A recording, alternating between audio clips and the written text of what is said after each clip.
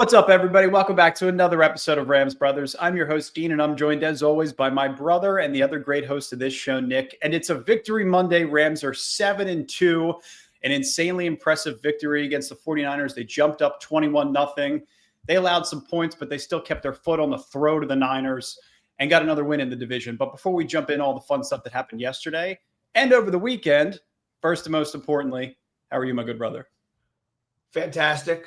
The Rams are the best team in football. I got married to the most beautiful woman ever. Dean gave an amazing best man speech. It was the perfect weekend. Nick's picks went 4-0-1. Like, come on. It was storybook weekend. It was a legendary weekend, one that we will definitely never, ever forget. And my best man speech, for the record, not as good as Nick's, but still heart and soul was put into that speech. And I think you guys can tell when we do this podcast the type of relationship that Nick and I have. But it is insanely fun. Like, we're 2-3 days fresh off of the wedding, and we get to talk about the Rams just kicking the ass of the 49ers and getting revenge that they've been sitting on for 5 weeks after Thursday Night Football. This team is the hottest in football. They have one of the best point differentials in football. And right now they're the favorite to win the Super Bowl. So, I mean, could we be in a better position as of right now? I mean, we're not the Harbaugh brothers, but who has it better than us? Nobody. Nobody. And look at George Kittle, man, just showing us the final score of this game, 42-26. That picture is definitely not edited or altered in any way. Matthew Stafford, the eyes of the MVP. And you see Puka Nacua and Emmanuel Forbes celebrating in the locker room. An incredible locker room speech by Sean McVay. It looks like Puka and Emmanuel Forbes are mocking the beatbox thing that the Niners like to do coming out of the tunnel. Yeah. Everything that happened yesterday was pretty damn good, with the exception of a couple of things. And you can kind of credit Shanahan and Mac Jones and their offensive scheme and game plan for being able to keep our defense on their toes. But like, you look at the dynamic between Tom Brady and Matthew Stafford, and I thought Tom Brady called an excellent game yesterday with a couple of blunders, but pretty much perfect.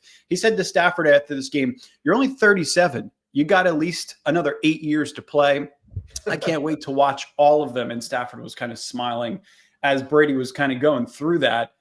I want Matthew Stafford here as long as he wants to play in Los Angeles. He's playing by far the best football in his career. He's now officially equaled out his record. So he's a 500 quarterback. So he's making up for all of the losses in Detroit. And he's also threw his 400th touchdown pass. And he's the 9th quarterback ever to throw for 400 touchdown passes. So number 9 is the 9th to throw for 400. He's the MVP of football right now, Nick. And how much more can you love him? I have a friend who's very antagonistic, and he was trying to talk crap on Stafford. And he was like, this was earlier in the year, and he was like, yeah, he's all right, but he's never really been the best quarterback in football. He's always 2 or 3 or 4 or 5. And how serendipitous that this year, right now, as he said that in the beginning of the season, he is now the best quarterback in the entire league. And I don't even really think it's close. I mean, Drake May is cute and fun, but he's got a cupcake schedule. Matthew Stafford, since 4 weeks, 0 interceptions, 20 touchdowns. That's the MVP. And that's the Niners defense. I know they're banged up. I understand that the Niners defense is banged up. Chris Shula, amazing defensive coordinator, and they always show up. And that was in their stadium. And we dropped 42 on them. It was 21-0 to start this game.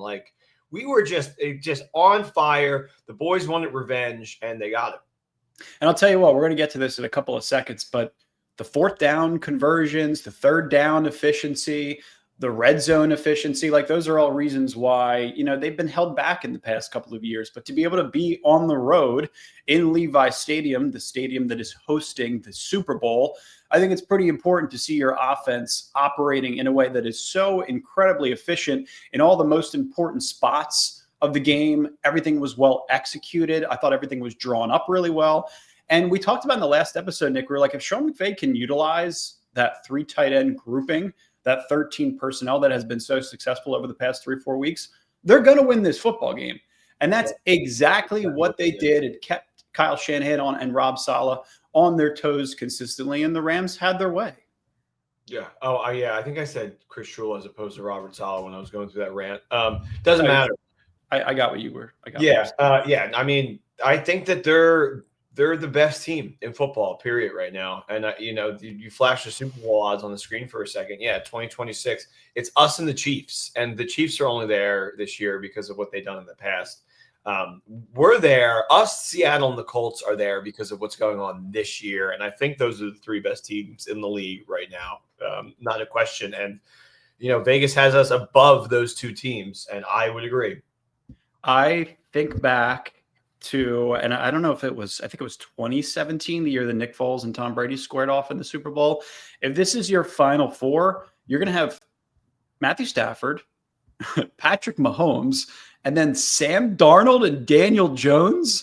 Like the way that this would be broken out, you'd have Matthew Stafford versus Sam Darnold and the Seahawks in the NFC Championship, and Mahomes versus Daniel Jones. So to me, it's like one of those kind of situations where if that's how it presents itself, the Rams are going back to the Super Bowl. Yeah, and that would be I think one of those. They could get their Rams Chiefs matchup that they've been waiting for 7 years. Yeah. I mean, we came close to Bortles versus Foles, but I know. But we got Brady. Dangerously close that year. So I talked about how Brady was really, really good in the broadcast, and there were a couple of quotes that he had where the crowd got a little bit too loud, or you kind of had to go back and listen to it again to fully understand what it was that he was saying. But I talked about these 3 tight end groupings. We've talked about it over the past couple of weeks, and I think the league is officially on notice. And what he said about Puka Nacua getting injured and how the Rams kind of evolved from an 11, 12 personnel team to now this 13 personnel grouping that is so highly efficient. He said that necessity is the mother of invention.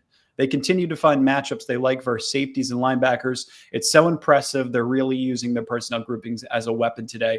There was a situation in the first half where Puka Nacua and Kyron Williams actually motioned and shifted to switch positions, which then put Puka Nacua on the favorable matchup against the linebacker or safety. Had a choice route. He won it. Rams executed on 3rd down. I think the interesting thing, and this is back to Brady, about 11 personnel, which is 3 wide receivers, is that there's probably 20 to 25 different coverage combinations that you could face as a quarterback.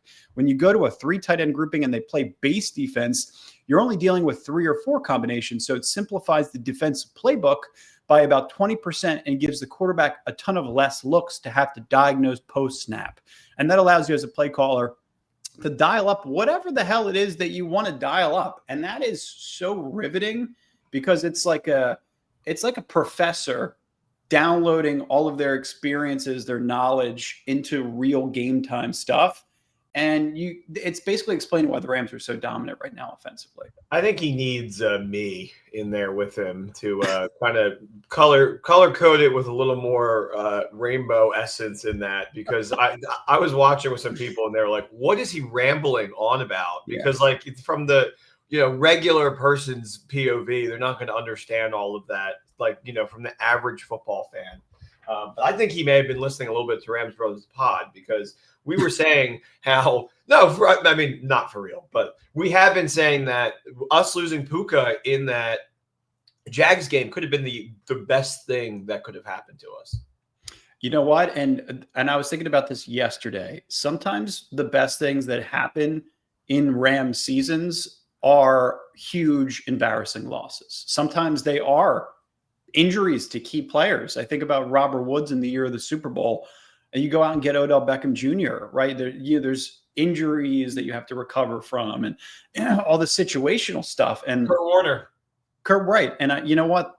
I just think this team is poised to be able to do it consistently, and I have no fear that they're going to be able to do it down the stretch at this point.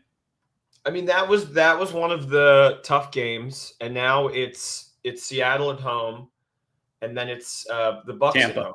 Yeah, yep. Tampa at home. So, and Tampa didn't really look that good today. Tampa's also a really banged up team. So, oh my God, if they can go 3-0 through that stretch, I mean, that would be they still could be, if they had brought in the thicker kicker earlier, brought in the UFL guy, like I said, they could have been, the thicker kicker upper.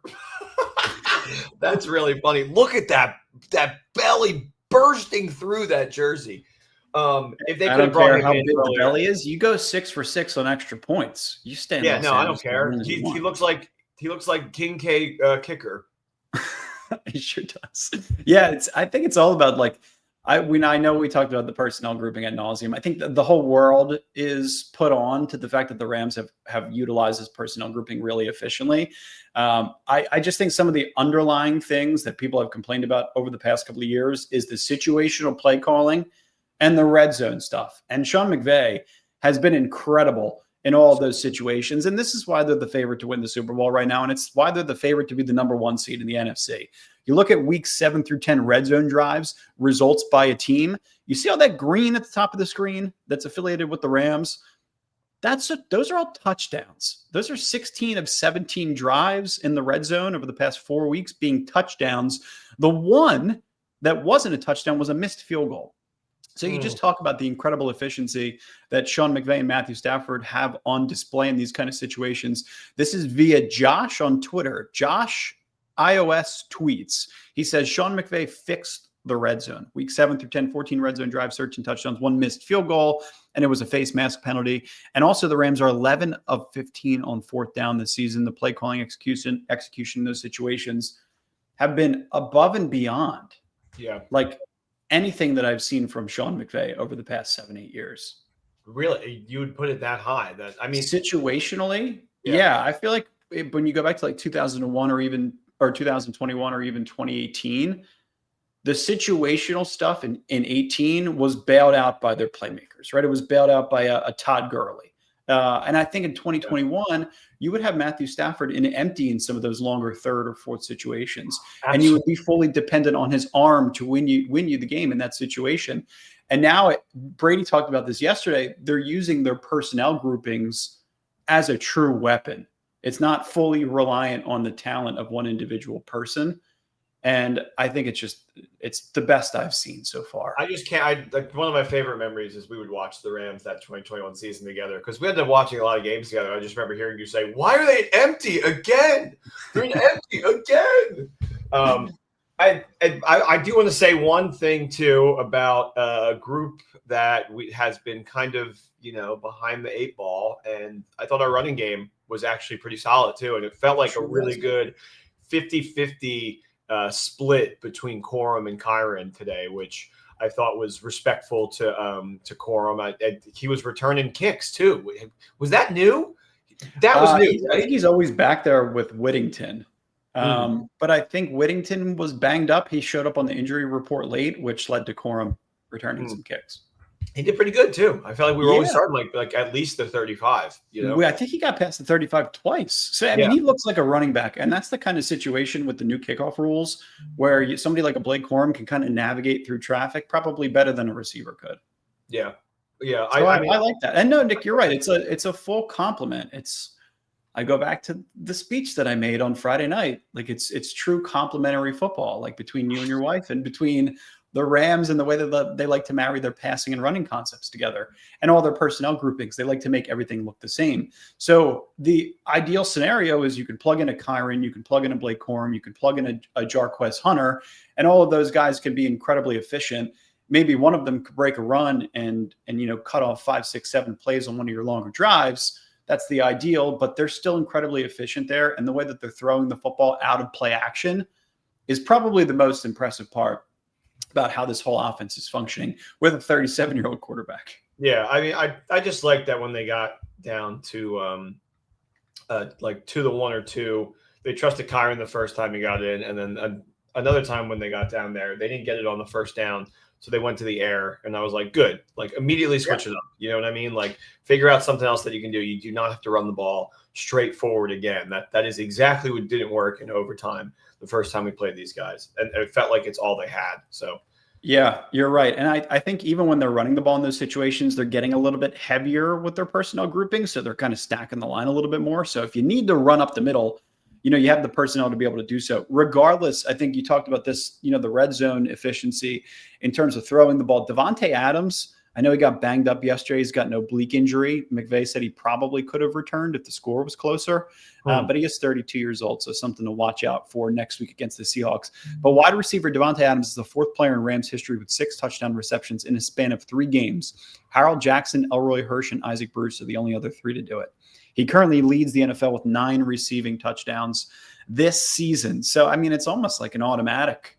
You get to the red zone, throw the ball to Davante Adams. It like didn't work in the second game of the season, and Sean McVay said, let's just keep going with it. It's going to work. Yeah. They definitely ironed it out. He did have another drop, and I feel like he's having way more drops this year than he usually does. But it also was kind of behind him, so he was like kind of like contorting his whole body. Yeah. And he jumped up for it, but it hit him in both of in his paws. So I was like, he probably should have came down with that ball, but at the same time, yeah, he was amazing with 2 touchdowns. I felt like everybody scored. Well, Parkinson scored 1. Kyron had 2. Devontae had 1. Am I missing one? Puka had 1. Yeah. Yeah, maybe missing 1. But regardless, I mean, we can. Did he score? Maybe he did. I don't know. I'd have to go back and look at it. How about that? Could you imagine if you sent that clip to us from the past where we're talking about the Niners game and we're listing all of the Rams who scored? It was like, oh, Higbee got in there too. Yeah, I mean that's my wife was actually watching the game with me for a couple of minutes yesterday, and she was like, in our relationship history, I've never seen the Rams put up 42 points on the 49ers. One time, like 20, I think it was the year they went to the Super Bowl. It was in 2018. They like totally dismantled them. They were wearing like their yellows. It was the game. It was the last game of the season. Yeah, and it was like 42-0 or something. Like Davis Allen had the other touchdown. So 1 to Parkinson, 1 to Davis Allen, 1 to Puka, 1 to Devontae, and 2 to Kyron. It's incredible. Was your lock Kyron touchdown? No, my lock. I realized after I sent you the text that it was Rams. It was Rams to cover the spread. Yeah, and they did. Yeah, and they sure did. And yeah, this I know we talked about 13 personnel, but the tight end usage, I had like originally over the past couple of weeks discounted Colby Parkinson's value to this offense. The Rams don't discount it. The Rams paid him an incredible amount of money. They still love Tyler Higbee. And it's almost like Davis Allen and Terrence Ferguson are learning under both Parkinson and Higbee, because Parkinson and Higbee both have different types of skill sets. They're both extensions of the offensive line. They both can be inline blockers. But like Davis Allen and Terrence Ferguson have the higher ceilings in terms of pass catchers. Tight end versatility is pretty crazy in this room. There's no Tony Gonzalez, Antonio Gates, Travis Kelce, but it's almost like tight end by committee. And I'm just impressed with how well it's functioning. The tight end guy, Sean McVay, right? Wasn't he a tight end coach in Washington? There you go. Yeah, finally. The one thing that slightly concerns me, and it's just kind of how like the type of player that he is, but Ferguson will get the deeper tight end passes because he can kind of like break off a little bit more. And that's like you're putting a lot, like he dropped an easy one. It looked like, but then they went right back to him like 2 plays later, and he caught like a 31-year-old. He ran that beautiful sail route where it took him up the field, outside of the numbers, down the sideline, and he was so open. And you know what, McVay, that's another thing McVay talked about. And yeah, the one that he dropped, I don't know if there was a defender on one of his arms. Probably could have called that one, maybe not. Yeah, there was a defender draped over him. Yeah, McVay has talked about those kind of things so many times, and I just think like it's all finally coming to fruition the way that they had originally envisioned. Yeah, to me, it's just like the rookie's the one that's catching the longest tight end passes here. Like, but that's just the type of guy that he is. Well, so and it's like we talked about with the Brady comments. Matchups are so important. You see Terrence Ferguson on some like inferior linebacker. Ferguson's going to run a sail route. He did have the fastest 40 time amongst all tight ends coming out of the combine. So the dude's got legitimate speed. I'm pretty sure he had a bomb touchdown in that Jags game too, right? Yeah, I think he did. Yeah. You're getting it with Puka. You're getting it with Ferguson. Their get off on the line of scrimmage, just learning from Davante Adams. There was one get off from Davante. I don't know if he was the X, if he was the Z. I'd have to go back and look at the play specifically. But his get off, the ball was snapped. He glided 4 yards. Yeah. Separated as soon as the ball was snapped. You don't see that with receivers. It's one of the most incredible feats of a receiver to be that open in half a second, to get off the glide, the stride, to get in that position. It blows me away. Here's one for you. Ready? Is this the best group of offensive weapons that Matthew Stafford collectively has ever played with? And I know he has Megatron and Cup and OBJ in that arsenal. but not individual, just grouping. Is this the best group he's ever played with? And I think the answer is yes. Well, we had a guest on in the offseason, I believe his name is Kevin Demoff. Oh, the CO. And what Kevin Demoff said to us in the offseason was, the coup. This is the best roster that I've seen since I've been here. So to me, the answer to that is a resounding yes. He did say that, didn't he? What happened? Did you just Yeah, he did. He did say that this is the most talented roster that we've had. I remember hearing that and being like, all right, Kevin. Like, you probably said it every year. But maybe he wasn't BSing us.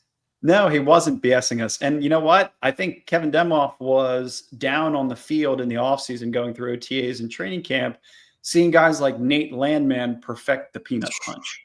And he's done it week over week over week to the point where the Rams were offering a signed Matthew Stafford jersey if you answered 8 to 10 questions about this Rams-Niners matchup. And one of the questions was, will Nate Landman peanut punch a 49ers running back or receiver, yes or no?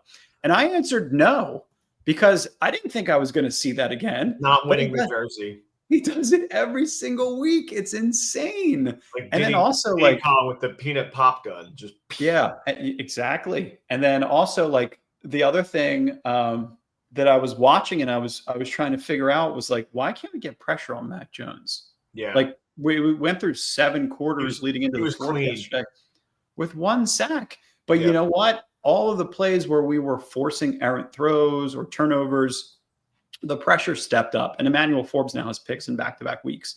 And it was the pressure that really led to that throw being made. And that Forbes pick was crazy. He bats it up. It like hits a helmet. It's like he batted it up to himself. I mean, that was remarkable. And like the peanut punch, the Forbes interception, making every extra point, and then we have the blocked extra point. Like it was like special teams. Like that was something I wanted to talk. Like special teams was like, all right, you're gonna, like we're done doing this. Like we brought in the vet, we got the thicker kicker, and now we're gonna like try to actually. And that was huge for momentum. Yeah, because they pulled all the way back. It was 21-0. All of a sudden, it's 14-21, right, or 21-28. Yes. 20-28. 20-28. Yeah, because we blocked it. Yeah. So it was like that shut everybody up. And then after that, we scored and it was like, oh, yeah, now they're down. Yeah. And I tweeted about Byron Young because he made that incredible 4th down stop. I think it was in the first half on McCaffrey. And then also everybody was like, well, Jared Verse, where's Jared Verse? What's he doing? He was the one who blocked the extra point. So you got, I mean, you're getting Byron Young, you're still getting production. And you're still getting run production out of those players. The pass rush is something that Kyle Shanahan game plans to negate. Like that is his whole game plan is like, Mac, how can we operate this offense in a Bill Walsh West Coast efficiency, get rid of the ball in under 2.5 seconds? Yeah. And that negates your pass rush. And it forces your secondary to cover and tackle in space. And that's where they think that they have the matchup. So I don't think there's not a lot of teams that do that as a primary function of their offense. So I don't think that that's something that the Rams fans and the secondary necessarily has to worry about. And you can't say that the pass rush is like, where is it going? Because it's still there. It's a good game plan to negate. No, I mean, we had Aaron Donald and Jimmy G. They did that so well where we couldn't get to Jimmy G because he got the ball out and immediately. So.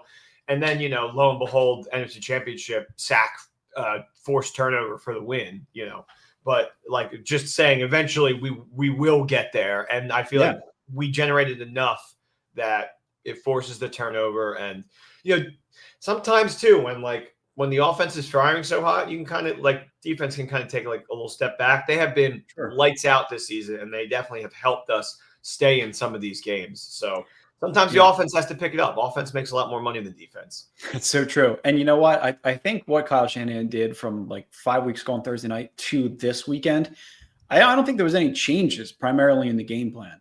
They were like, we're going to continue to try and win based on time of possession. Like that offensive game plan when they were down 21-0 looked identical to how it looked on Thursday night. And I don't think there were a lot of adjustments. It was just like, this is what beat them in the past. I think fundamentally they can't stop it. But if you're playing from behind, that game plan is totally flipped on its ass. Yeah, and then all of a sudden you guys start throwing it deeper down the field and worrying about, the Rams just being able just to, bringing different looks on offense than what they saw last time. And I think that was the difference of the game. They were so ready too. It felt like they were like, Kyron was like, we're going to big brother these guys, and they absolutely did. Yeah, they absolutely did. We appreciate you guys as always. I hope you guys are enjoying the podcast. We love you guys. Go Rams as always. I think we're headed towards, I don't know, playoff magic. We're headed towards potentially hosting an NFC championship. I don't know. Let's just win next week. We're getting there. Love you guys. Like and subscribe. We're going to see you soon. Go Rams. Peace. Go Rams.